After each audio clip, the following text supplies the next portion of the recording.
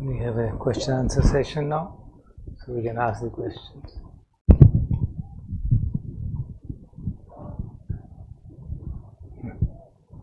I have a question, but I like to begin with sharing an experience. Actually, Is it working? it's working. Okay. The image about monks in India, or I shouldn't say about in India, I should say with me was people who are kind of serious, grave, live isolated in a seclusion, and going by mythology, they have a temper that you are rather scared of, and so this is my first ever kind of interaction with monks. So this is quite a surprise to me because you guys are social and funny and sense of humor. So this was quite a surprise for me, and my image about the preconceived notions about sadhus and monks was kind of shattered and very chilled out. I would say very chilled out. It's rather relaxing, unlike with them it's a fear that you have when you meet them because of their perceived temper. So with your permission, may I say what you told me? Yeah. She came at lunchtime and asked me, "Are these for real monks?" I said, "What?" He said, "Lumpur Pasanno is monk for 44 years." What? And Lumpur Jundee for 43 years. Oh no, I thought that this is what a monk should be, but they're laughing, smiling, they're cutting jokes. What is this? I said, you ask them.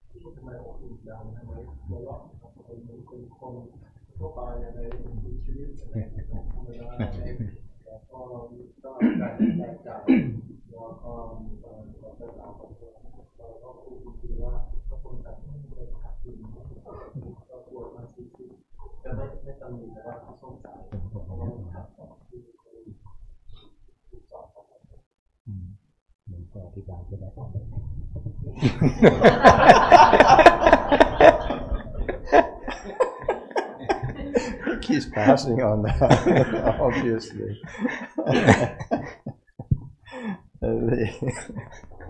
Yeah, I mean, as I said, we just think, oh, they're human, which is something that, and I think one of the things that is really important in terms of, these are monks, and there's something obviously different about them in a sense, but and it really relates to what Jundee was talking about, in the sense of that willingness, part of the aspiration of a monk, a monastic, as well, and if as a layperson, somebody who is a really sincere practitioner, have to be willing to confront or to dare to look at suffering, dissatisfaction, discontent, whereas the majority of the world is seeking happiness, pleasure, safety, comfort, and not really finding it. But that sense of really being willing to. I remember one time there was a group of Western teachers headed by Jack Kornfield, and there's others in the group who were there, who are now sort of very senior kind of Buddhist teachers and authors and whatnot, but they're visiting and paying respects to Ajahn Chah, and actually asked Ajahn Chah, what was it that was, many people practice, many people ordain, especially in Thailand, many people want to experience the fruits of Buddhist practice. What was different in you that allowed you to experience the fruits of practice? And that was Ajahn Chah said, really, I think I dared to do it. In that sense of, because it's one thing to hold it as an idea, which still keeps it external. In the same way that, we have we seek after security or material things, and then we sort of up that up a bit, and then hold a philosophical ideal or even a religious idea, but it's still out there. But to dare to do it means you have to really be comfortable with your own foibles, your own difficulties, your own dissatisfaction, and as you do that and continue to do that over a long period of time, and certainly within that structure of the Buddha's teachings and practice, then there's a whole lot that drops away that makes you happy and peaceful and at ease with the world and at ease with yourself. But going by the session we just had, he said we have to accept that the glass is meant to be broken. Life would be easier to handle if we. But if we begin on that premise, and until your pragya is awakened, isn't that a very pessimistic premise to begin with? No, it's a realistic premise because it is broken. Yeah, but you're born, you will die. So whether or not you do anything, you will die. It's a very pessimistic way to look that you're born to die, as in. Well, not really, in the sense that you're willing to take on the whole package. Usually, what we want, we just want the nice little bits of the package. But when you're ready to take on the whole package, then you can that's actually very optimistic. Whereas as just trying to get the little bits that you like, it's like a child that just wants the icing off the cake and doesn't want to, because that's the hit, and you don't eat the actual cake. So that sense of, it's actually very realistic and truly optimistic, because when you come from that approach, then you're coming from the confidence that by doing that, that's where real peace, real freedom from suffering is, as opposed to a sort of a just, because a pessimistic approach is one that's just trying to be negative, and you see that. Right, there's a certain element within our culture, and I'm sure it's the same in India, certainly in Western culture. There's a cynicism that's kind of intelligent, but what it does is protect you from actually having to experience the world and the people and one's own being. And so you construct a certain cynicism, but and you can't, you're just trying to hold it at bay. Whereas the Buddha's teaching is you have to really take it in. Optimism comes after you are willing to accept the entire package. That optimism comes only after you're willing to accept the entire package. But till the time you can't, till the time your sammaditi is not doesn't grasp that, Yeah.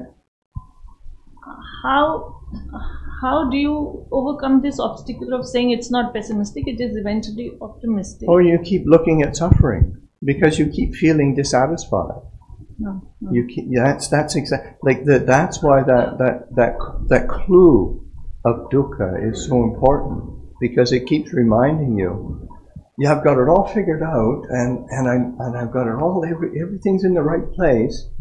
Why am I still miserable? So it's you're getting that direct feedback, and that's the brilliance of the Buddha's teaching, because it's not coming from a construct, an idealistic construct. It's coming from experience.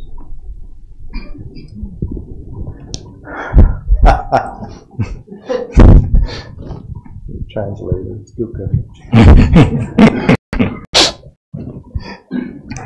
आपने पूछा था कि हमारे जो भारत में या उनकी जो धारणा है भिक्षुओं के बारे में कि वो बहुत सीरियस रहते हैं, ग्रिम रहते हैं और वो इतने सोसाइटी से दूर रहते हैं, तो उनको सुबह के सत्र में बैठ के ऐसा लगा कि आप लोग जो हैं वो काफ़ी भिन्न हैं, सोशल हैं, स्माइल भी करते हैं, जोक भी करते हैं, तो ये क्या रियलिटी कैसी क्या है, ऐसा क्यों इस तरह की परिस्थिति है? तो उनको जुंदी ने लुंगपुर प्रसन्नो को कहा कि आप उत्तर दें, तो उन्होंने बताया कि आफ्टर ऑल हम सब ह्यूमन बीइंग्स हैं, तो ह्यूमन बीइंग होते के नाते सब परिस्थितियों में अप्रोप्रिएट रिस्पांस की ज़रूरत पड़ती है। तो कह रहे थे कि हाँ, ये बात सत्य है कि सामान्य गृहस्थ और भिक्षु में फ़र्क तो है ही है। जैसे अजान जुंदी ने बात कह रहे थे कि हमने एक एस्पिरेशन है, हमारी एक इच्छा है, एक कि हम सीरियसली सिंसियरली साधना करना चाहते हैं, और ये किसी ले साधक की भी हो सकती है जो बहुत सीरियसली साधना करना चाहता है, कि वो देखना चाहता है कि दुख हो है, उसको समझना चाहता है।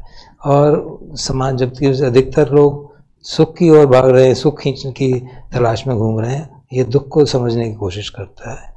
तो बताते हैं एक बार कि अमेरिका के एक वेस्टर्न टीचर्स का ग्रुप, जिसमें बहुत सीनियर टीचर्स जैक कॉर्नफील्ड वगैरह भी आए थे अजान चा को आदर देने, उनका अभिवादन करने, तो उन्होंने उनसे पूछा कि क्या कारण है कि आपके यहाँ बहुत सारे लोग आते हैं, भिक्षु बनते हैं और वो धर्म का फल भी प्राप्त करते हैं, तो आपके यहाँ आके प्रैक्टिस करने से कैसे ऐसा होता है कि वो धर्म का फल भी प्राप्त कर लेते हैं, क्या फ़र्क क्या है?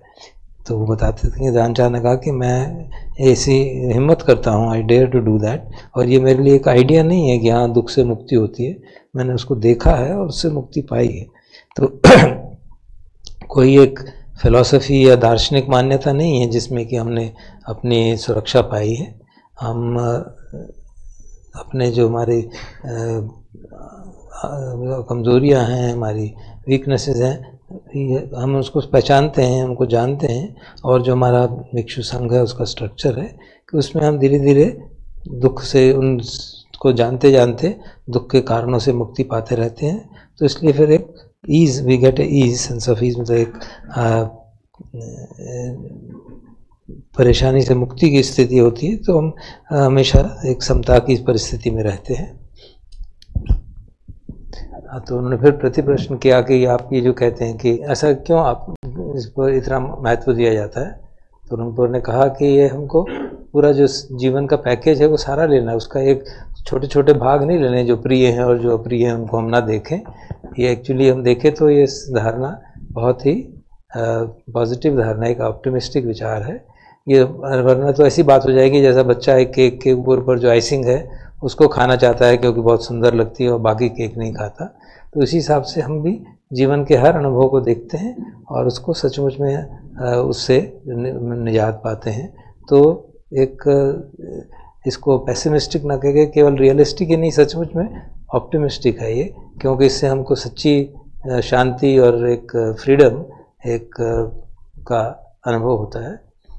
जो एक समाज में धारणा है, शायद विदेश में तो है, पश्चिम में, भारत में भी होगी, इंटेलिजेंट लोगों की जो विचारधारा है एक सिनिसिज्म की है, एक नेगेटिविटी है कि सब संसार ऐसा ही है और उस कारण से वो अपनी जो फीलिंग्स हैं उनको अनुभव नहीं करते और उसको एक अवधारणा के माध्यम पे छोड़ देते हैं। तो जबकि हम अपनी जो भी जिस तरह की सचमुच की फीलिंग है उसको अनुभव करते हैं और सब कुछ सारे अनुभवों को हम एक्सेप्ट करते हैं। ऐसा नहीं कि कुछ को छोड़ दें और कुछ को देखें। तो वो जो उन्होंने कहा कि जैसे जो जुंदी ने बताया कि हम दुख को अगर ठीक से देखेंगे, उसको समझेंगे, तो उससे ही हमको मालूम पड़ने लगता है कि मैं क्यों परेशान हूँ, क्यों मिजरेबल हूँ। तो भगवान के बुद्ध की बहुत भारी एक खोज रही कि हमारे पास जो हम साधना कर रहे हैं उसका एक डायरेक्ट फीडबैक है। हमको हमेशा मालूम पड़ता रहता है कि हम कहाँ पहुँचे साधना में, और ये कोई एक आइडियलिस्टिक विचारधारा नहीं है कि ऐसा करेंगे तो दुख से मुक्ति हो जाएगी। हमारे को साधना के करते करते सीधे सीधे बार बार एक फीडबैक मिलता रहता है कि क्या हम दुख से मुक्त हो रहे हैं कि नहीं हो रहे। और जितना दुख से मुक्त होते जाएंगे उतना शांति का अनुभव होगा। तो मनुष्य जो है एक निर्बाध रूप से जी सकता है, कोई भी बैरियर, कोई जो फ्रीडम का अनुभव करता है, शांति का अनुभव करता है।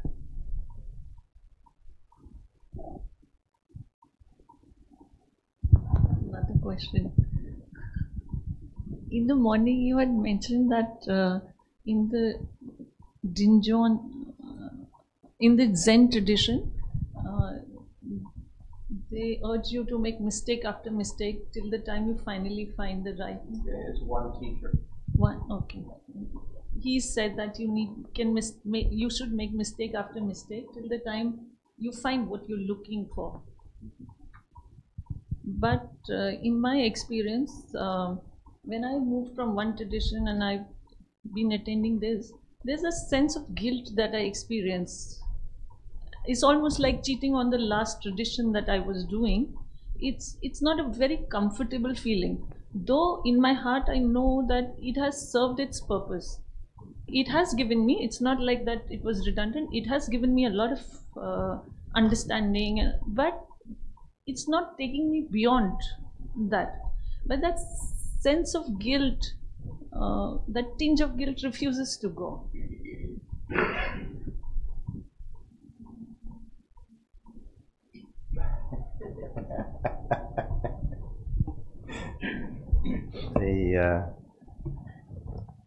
Do you go to Catholic school? I did.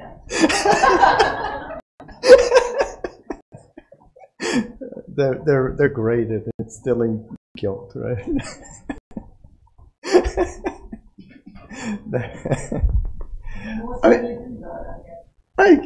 Yeah, a little bit, but the Christians, I think, do it better. I think there is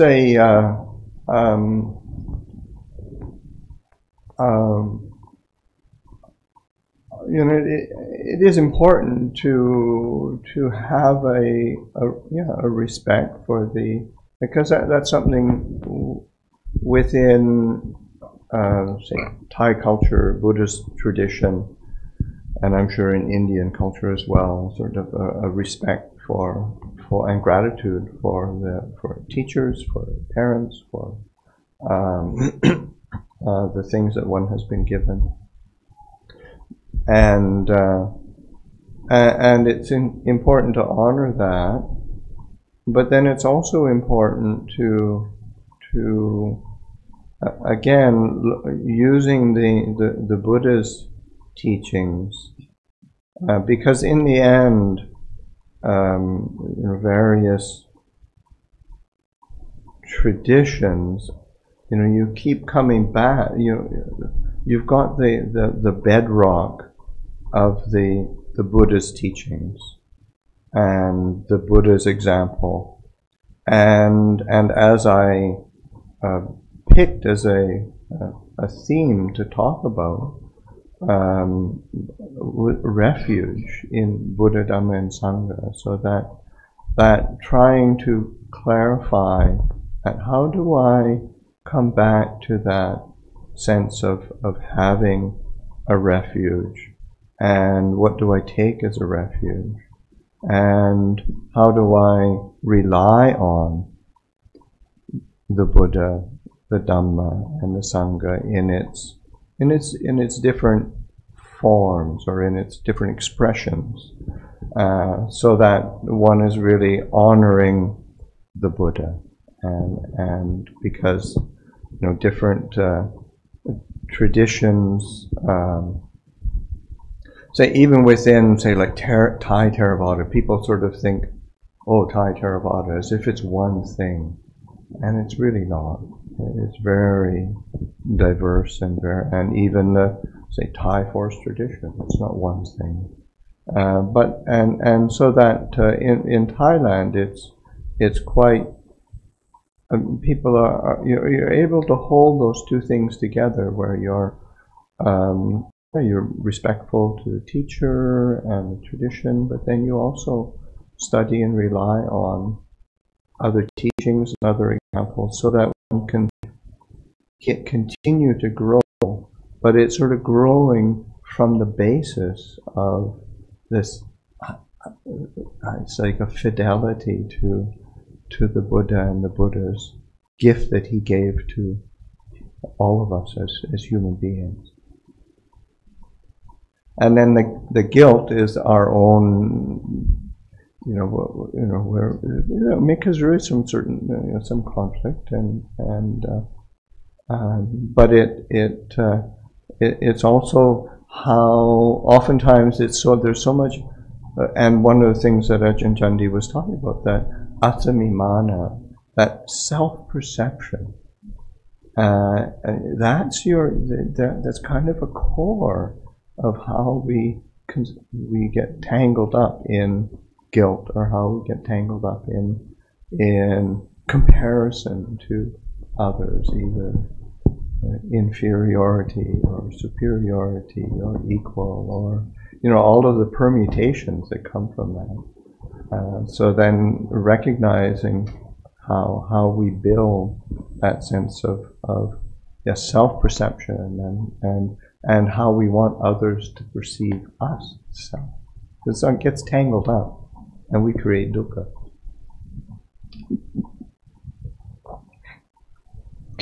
आपने प्रश्न पूछा कि सुबह आपने कहा था जैन ट्रेडिशन के बारे में कि एक टीचर कहते हैं कि प्रैक्टिस जो है हमारी एक गलती से दूसरी गलती की तरफ ले जाती है, तब तक हम आगे बढ़ते हैं। लेकिन उनका अनुभव है कि जब हम इस तरह से कोशिश करते हैं एक ट्रेडिशन से दूसरी डायरेक्शन से मिस्टेक की तरफ कारण जाते हैं, तो एक अपराध का बोध जागता है कि मैंने एक ट्रेडिशन छोड़ के दूसरी ट्रेडिशन में जा रही हूँ। तो उसका उत्तर में लुंगपुर प्रसन्न ने कहा कि हाँ, ये हमारी जो शिक्षा है, ख़ासतौर पे एक पर्टिकुलर तरह की शिक्षा, कॉन्वेंट शिक्षा, उसमें अपराध बोध काफ़ी बढ़ाया जाता है, गलत काम करने से अपराध बोध। तो हमको ये बात, उन्होंने कहा कि ये बात अवश्य ठीक है कि हमको अपने पुराने आचार्य के प्रति आदर होना, उनके प्रति कृतज्ञता का, अपने पेरेंट्स के प्रति बहुत आवश्यक है, और वो हमारी धर्म प्रगति के लिए भी आवश्यक है। लेकिन हमको समझना चाहिए कि हमको बेसिक जो हमारा आधार है वो भगवान बुद्ध की शिक्षा है, और सारे ट्रेडिशन जो हैं उनका बेसिक आधार भगवान बुद्ध की शिक्षा ही है। तो वो हमारे लिए, उनकी शिक्षा, उनका जीवन हमारे लिए, और उनका उदाहरण हमारे सामने है। तो जब मैंने वो बताया लुंगपुर ने सुबह भी, जैसे मैंने बुद्ध धम्मा संघा की शरण की बात की थी, तो ये क्लैरिफाई किया था कि मैंने भी कोशिश की समझने की क्या मतलब है, शरण कैसे ली जा सकती है, ताकि एक सचमुच में हम बुद्ध धर्म, भगवान बुद्ध का धम्म को, शरण संघ को आदर दे सकें। तो इसका मुझे समझना चाहिए कि ये एक सिंगल तरीका नहीं है। जैसे कि उदाहरण के तौर पे आपने बताया कि जो थेरावादा ट्रेडिशन है थाईलैंड में भी, वो एक जैसा नहीं, उसमें काफ़ी डाइवर्सिटी है। और जो थाई फॉरेस्ट ट्रेडिशन है उसमें भी सारे सब एक जैसे नहीं है, उनमें अलग थोड़ी थोड़ी भिन्नता अवश्य ही है। तो हमको जो अच्छे साधक हैं वो दोनों चीज़ों को, भिन्नता को भी, और जो उसका कोर है हमारा भगवान की शिक्षा का, दोनों को साथ साथ लेके चल सकते हैं। और हमको शिक्षा के लिए, समझ के लिए दूसरे उदाहरण को ले सकते हैं, लेकिन बेसिक हमारी जो फिडेलिटी है, जो हमारा जो आधार है, वो भगवान की शिक्षा है। और इसलिए हमको उस आधार के आधार पे ही सारे निर्णय करने चाहिए। जहाँ तक अपराध बोध की भावना है, ये हमारी अपना क्रिएशन है, जैसे सुबह अभी लुंगपो जुंदी ने भी कहा, ये हमारा अपना अहम का भाव है, अस्मि माना के कारण है, जो कि हमको सचमुच में, जिसके कारण हम इन उलझनों में पड़े रहते हैं और एक दूसरे से कंपैरिजन करते रहते हैं कि हम उससे अच्छे हैं कि बुरे हैं कि बराबर हैं। तो हमें ये इस बात को ठीक से समझना चाहिए कि किस तरह से हम ये दुख बनाते हैं इस अस्मि माना के कारण, और वो समझने से ये इस बोध से भी मुक्ति हो सकती है।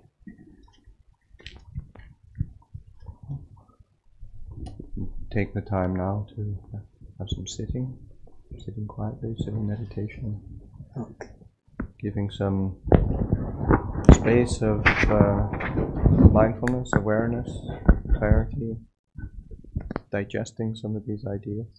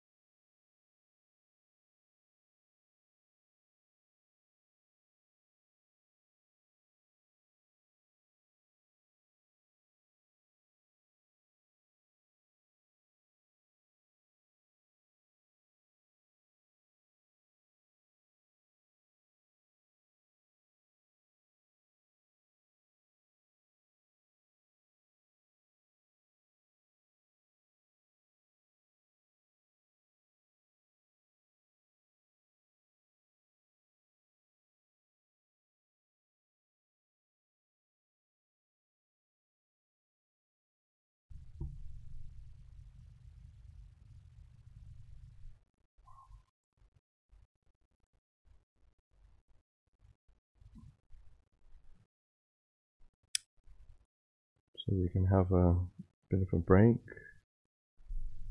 tea time, rest time, stretch your legs time, and 6:30 we can come back for evening chanting and the evening program.